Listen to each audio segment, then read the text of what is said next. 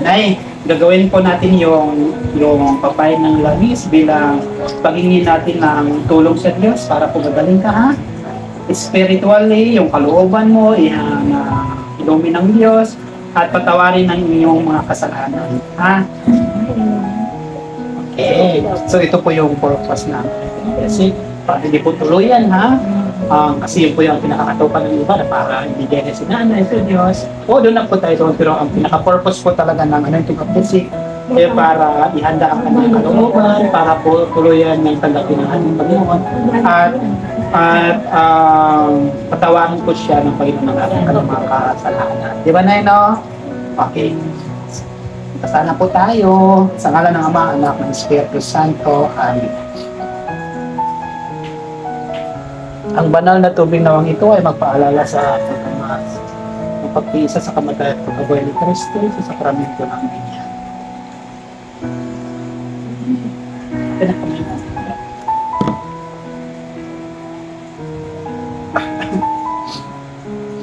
Manalangin po tayo. Panginoong Hesus, sinabi mo sa amin sa pamamagitan ng apostol na si Santiago, mayroon bang may sakit sa inyo?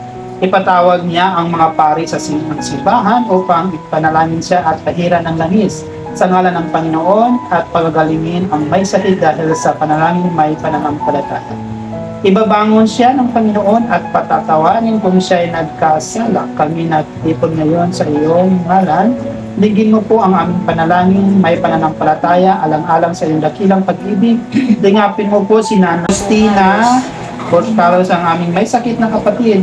Sumaamin nawa ang kapayapaan at kaligayahan ng iyong kaharian ngayon at magpasawalang hanggan. Amen. Panginoong Hesus, kami iyong niligtas sa pamamagitan ng iyong kamatayan at muling pagkabuhay. Panginoon, kaawaan mo kami. Panginoong Hesus, kami binigyan mo ng pag-asa, bagong buhay at lakas bilang bunga ng iyong mga tiniis at pagdurusa. Kristo, kaawaan mo kami. Panginoong Hesus, kami iyong ginawang kahati sa iyong pagkain na sarili ito sa pamamagitan ng aming pagtanggap sa iyo. Panginoon, kaawaan mo kami. Kaawaan tayo ng makapangyarihang Diyos, patawarin tayo sa ating mga kasalanan at patnubayan tayo sa buhay na walang hanggan. Ang mabuting balita ng Panginoon ayon kay San Marcos. Puri sa iyo, Panginoon. Tinawag ni Jesus ang 12 at sinubong tagdalawa, binigyan niya sila ng kapangyarihan, magpalayas ng masamang espiritu. Kaya tumayo ang 12 at nangaral sa mga tao na pagsisihan nila ang talikdan ang kanilang mga kasalanan. Pinalayas nila ang maraming demonyo sa mga inalihan nito, pinahiran nila ng langis at pinagaling ang maraming may sakit. Ang mabuting balita ng Panginoon. Pinupuri ka namin, Panginoong Jesucristo. Panginoon, gawaran mo ang pagpapala itong langis na iyong nilikha at gayon din ang aming kapatid na si Nanay Justina na papahiran nito.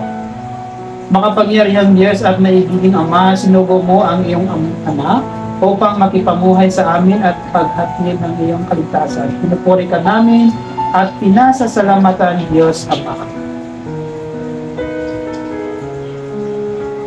Jesucristo, bugtong na anak ng Diyos, ikaw ang buong kababaang loob na nakikiisa sa aming pamumuhay bilang tao at loob mong pagalingin ang lahat ng aming karamdaman. Pinupuri ka namin at pinasasalamatan, Diyos.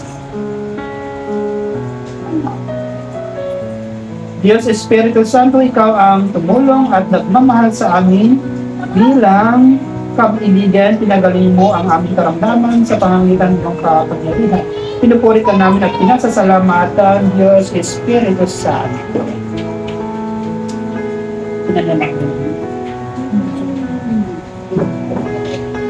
Diyos Ama, taglay ang pananampalataya sa iyo itong aming kapatid na si Nanay Justina, pahiran itong banal na langis.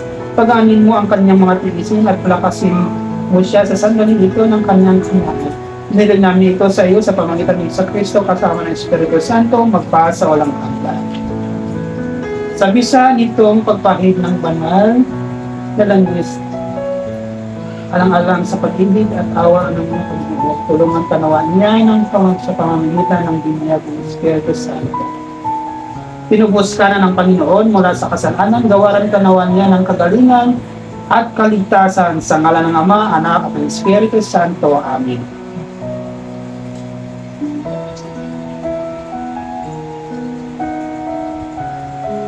Nay, pagaling ka na po, nanay, ha? Ang mabuti nga, nagagalaw ang paningin. Yung Ito po pala. Hindi pa natin ang totoo ako sa responses. Kaya, nakita ko yung saya, yung mga, ano,